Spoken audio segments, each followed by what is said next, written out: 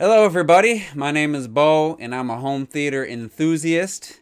And welcome to my dedicated theater room, a room that I've had for 2 months shy of 16 years. Obviously, it didn't always look like this, but watch my evolution of my theater room video if you want to see how I started.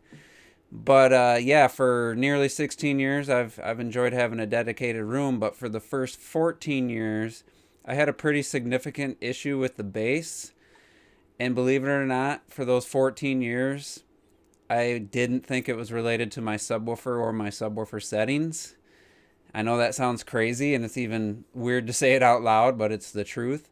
So if that sounds interesting to you, stay tuned for this video where I will tell that story and go into how I went about fixing and solving the issue. So yeah, let's get right into it. So 2006, I finished the drywall, paint, and everything in the room, put my speakers in, put my couch in, did the subwoofer crawl, which is something I actually learned on my own. I discovered that technique in about 2004 at my parents' house in my bedroom setup. So I did that in this room and put the subwoofer in the corner, in the back left corner. That was the only real sweet spot. Put on some music, adjusted the volume knob up until I heard decent bass, and that was my setup. I put in the distance in my receiver and did some other settings. But before I go into that, let me tell you what the issue was.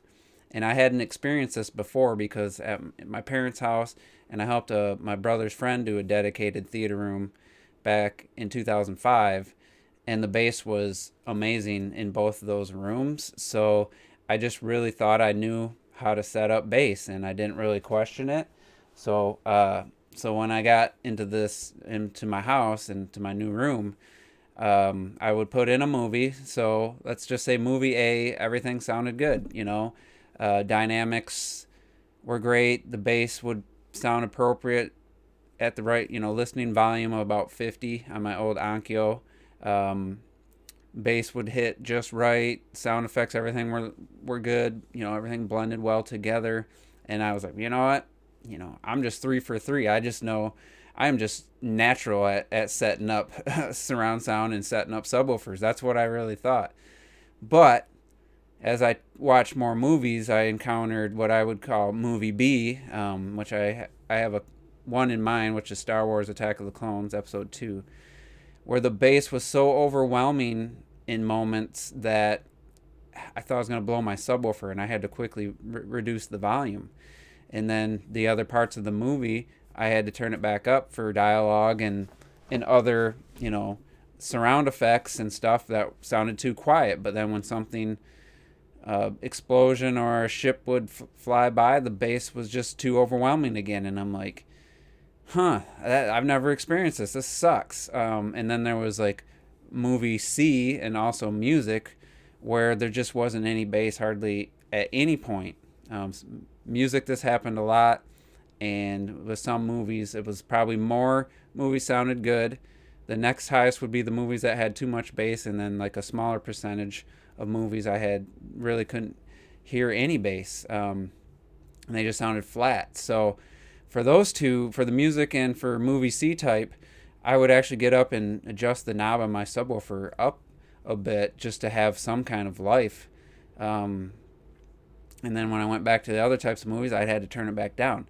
So my first thought was, well, I heard that every room's different for bass, and there's no set rules because every room bass is affected differently. I was like, I got a bad room, this sucks.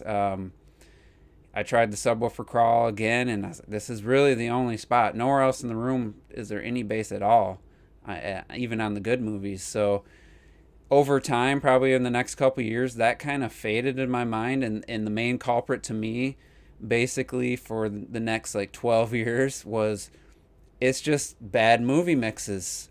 This movie was mixed by a guy who didn't know what he was doing, or liked bass more, or it was in a different, I didn't even consider that, most people mix movies with reference settings. I didn't even know about that. So it's like, man, this movie sucks.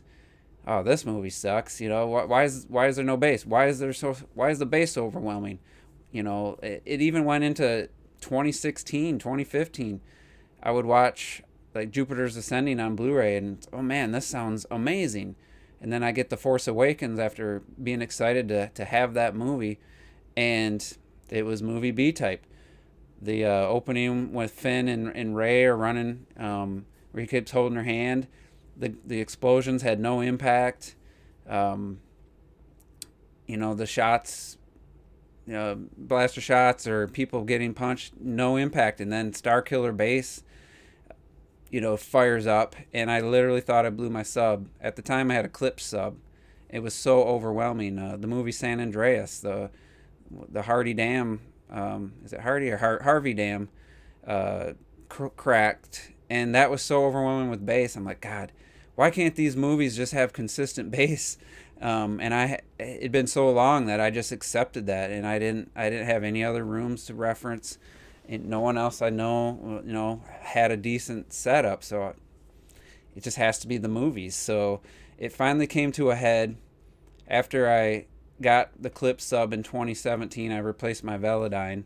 I realized that there's got to be something else going on. So what I'm going to do is, now that you heard the issue, you heard what I thought it was. Let me show you. I did kind of a recreation because I have my original sub in my living room, and I put it in my basement, in my theater room. So I'm going to cut to another screen and show you how I had my subwoofer set up, so you have a point of reference. So yeah, basically this is what I did. I found the sweet spot was the back left corner. I'm a big fan of symmetry, so I just put it as far back as I could and as close to the wall as I could. So it was about 2.5 to 3 inches. Obviously this isn't exactly how I had it, but it was close. About 3.5 from the back wall. And I just liked how it looked tucked in the corner like that. I had heard that bass isn't affected by walls and stuff, so I was like, well, if I'm going to have this subwoofer, I want it as tucked in the corner. It looks neat that way. That was my logic. And it seems, I can't believe it that I thought that, but that's just the fact that was just what it was at the time. I didn't even consider that being the problem. I mean, laughing at myself now. So you see my setup back then. That's how I had my sub sitting for 14 years, no lie. I switched it out for a Eclipse that was very similar specs, and same size, same woofer, same RMS power, and I had a little bit even worse of a problem with that Eclipse because the port was just poorly designed, and it really sounded like it was about to blow at any moment. But basically, get into 2020, I had an issue with my screen. I was just not really using my theater room. I wasn't happy with the bass. Just convinced that movie soundtracks just were so inconsistent. But then I stumbled across a Youth Man video one day and started watching some home theater content. It's like DIY acoustic panels. All right, well maybe acoustics could solve my problem. So I made 8 panels. I got 2 one on either side of the screen. I have behind me on the couch 2 on the back, mirroring the front, and then on the front sides I have 2 big bass traps, and then at the first reflection point. And it didn't help my bass, but it did help improve my surround sound. So I could hear the surround effects a lot better. I angled my back surrounds in and down towards the listening position, and I was like, man, I'm really happy with this. So I need to fix this bass. So what I did was I ordered a Velodyne Defiance X12, which looks like this. It was $1,200, just under $1,200 after tax. I'm like, it comes with ARC, room calibration, and a microphone. I'm like, I'm gonna fix this bass. I'm just gonna make sure that this bass delivers in this room. And so I get that sub. I in the meantime, though, I waited a couple days. I did watch some setup videos. It's like, I got to get this right. So the thing that kept popping up, and shout outs to Audioholics was the first place. Gene there, he kept talking over and over about set your crossover at 80 hertz in your receiver. Well, let me explain what my settings were and kind of why I did it that way. Back in the day, I've been doing this a long time. Receivers, subwoofer out would send a full range signal, and you would use the crossover on your subwoofer to basically a high pass filter, so that you didn't hear voices coming out of there. If you put a song on and you had that knob all the way, you would hear the vocals coming from the subwoofer. So you had to adjust that down until you didn't hear voices anymore. And I kind of kept that mentality. Well, later on, receivers wouldn't do that, and it was a dedicated LFE channel and bass management for your smaller speakers, and you didn't have to worry about voices coming through. So what I had was my for 14 years I had the knob on the back of my sub at 80 hertz. So what that meant was nothing above 80 hertz was coming out of that subwoofer. And there's a lot of movies I know go up to 100, and then there's some that have a bass up to 120 from what I've read. So I was cutting the bass off there. So that was first thing. The second thing was the crossover in your receiver. So what I have are these these Polk RTI 10s. They're rated down to like 38 hertz. With enough power, most people will say you don't really need a sub, but I think that's ridiculous. But so I had my crossover at 40 hertz on the mains, my center at 50 hertz, and my side and rear surrounds at 50 hertz. So any type of bass management, any type of info going to those 7 speakers, anything above 50 hertz, my subwoofer was cut off. So those speakers had to handle 50 hertz and above. So that was probably the biggest mistake I had made, because I'm limiting my subwoofer, the LFE channel, to 80 hertz, and then the bass management bass for the other 7 speakers, it's not going above 50. So no wonder I'm not hearing bass, and it's like up and down in movies, because my subwoofer was basically being cut off at the knees. So the other big help was Home Theater Guru, and I'll link these videos in the description. He did the same. He basically said the same thing. I'm like, all right, there's too many people saying this. I got to change these settings. So when I got the Paradigm, that's what I did. And also I had heard that if you put it in the corner, it can create some booming bass. So I moved it off the wall, and I was like blown away by the bass I was getting from that Paradigm. The only issue was when I switched to music, I wasn't really feeling the bass. I tried the Arc. I tried moving it. I pulled it off the wall. I moved it to the front of the room, which was a little bit better for music, but then sucked for movies. And I was like, well, let me try the clips with those new settings, and let me go back and forth. In that same time period, I got a new Yamaha, the A3080, and I could set up 2 separate speaker patterns and switch back and forth just to have the subwoofer change. So I had set the clips next to, this isn't the clips or the Paradigm, but this is a recreation. I had set the clips on the left-hand side, and with the new settings, did back and forth, and now I was blown away, because this clips, which I hated for basically 3 years, was going toe to toe with this $1,200 Paradigm, and I realized that it needed to be further off the wall. And the only thing that clips didn't do that the Paradigm did was it hit really low, really like inaudible, chest thumping bass. And when I went back to the clips, I missed that one element, but everything else was pretty comparable. So I ended up returning the Paradigm, and I ran with that clips for a couple more weeks, and then I did some research. I found out SVS subs are really good at music and movies. Like, you know, it's basically every review that I read, the person I talked to at Crutchfield said, yeah, if you want to listen to music and watch movies and you want good bass, SVS is very well known for that. So I'm going to show you my current setup and how much different it is to my original setup, and even where I had the Paradigm. So now I kind of did a in between. Instead of 3 inches, 2.5 inches off the side wall, it's 23 and a half, and then off the back wall it's about 4.5. So I didn't move it too much, and the bass is just so much better. Yeah, the SVS goes that same. It actually goes 1 hertz lower than the Paradigm did.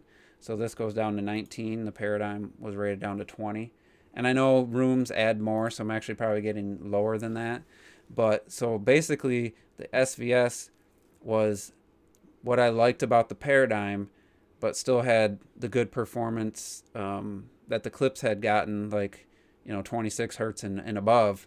And it was basically the same price as that clip. So that was an amazing find for me. It really helped the bass. And then the final piece of the puzzle, for those that don't know, I'll link this video, is using your distance setting in your receiver to phase align your subwoofer. So my SVS has 0 and 180, but no matter what I flipped it to, I had kind of localized bass in the back corner.